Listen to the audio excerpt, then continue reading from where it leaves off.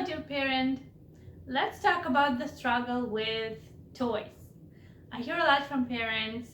My child's room is full of toys. It looks like a mini toy store, but my child is always bored. They don't know what to do, and they eventually either end up watching a show on TV or play on their phone or play on their tablet. Are you one of those parents as well? Are you confused about how many toys you should buy and why your children are not interested in that toy as soon as you buy it and what to do about it? So, you are in the right place because we are going to explore this topic. We're going to talk about how many toys to buy, what children really need when they ask for toys, and hopefully this video will answer some of your questions that you might have. So I found myself in this situation as well. I fell in this trap of attempting to please my son and give him what I didn't have as a child. But when I saw him walking around the house full of toys, feeling bored and annoyed and not knowing what to do, it just got me thinking, what am I doing wrong and what can I do differently? Because in addition to many other negative consequences, this situation with toys was just not financially sustainable in a long term.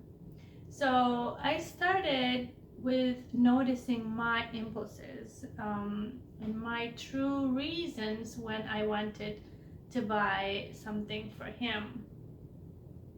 I would pause and I would ask myself, is this really something useful, educational, or helpful for my child in any way?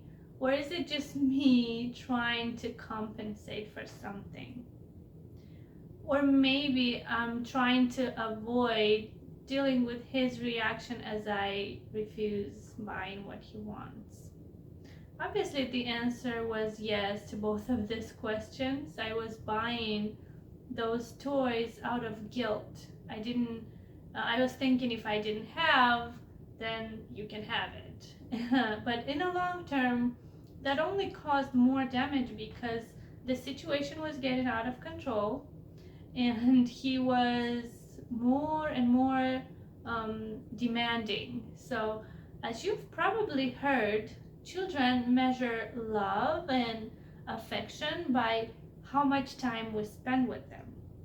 Therefore, when they ask for more toys or they ask for more time to play with them, they're trying to meet the need for connection, to meet that need for love and affection. So for this reason, no matter how many toys you're buying, how big the toys are or how sophisticated, they will still not do the job. They'll still want more toys because no toy will ever replace the same connection and affection that a parent can give.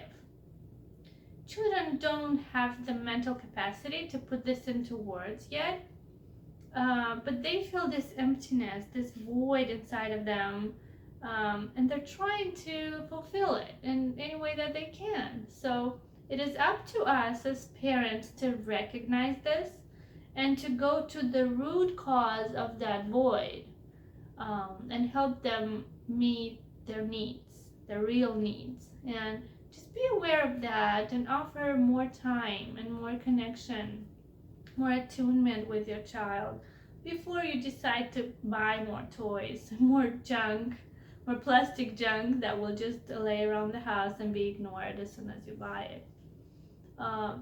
And children are very creative and they can play with literally anything. If you look back to your childhood, I'm sure you can relate to this as well. We made toys out of anything. So those fancy toys that we buy for our children today are not actually for them. They're not useful for them. They are more for us. We buy them to compensate for the time that we miss with our children, or the guilt, any type of guilt that we might have for different reasons. And in our case, we started with a conversation. As with every issue that we encounter, I presented the issue to my son. I told him the concept of time and how we trade our time for money. It is important that children understand that money is a limited resource, and we should be very wise in how we spend it.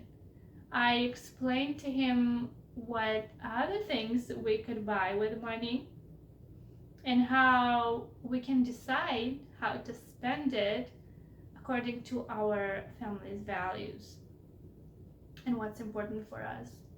I also decided to implement some rules. Together we decided to buy one toy only on holidays. And another very creative idea that I heard was to start a wish list, and I implemented that for myself too with my son.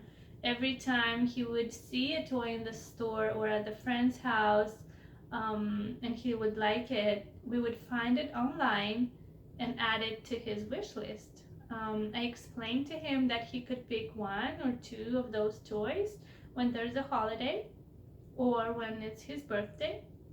And also, we went through all of the toys that we already have, and we sorted them, some for donation, some for recycling, some of them were broken and we just threw them away.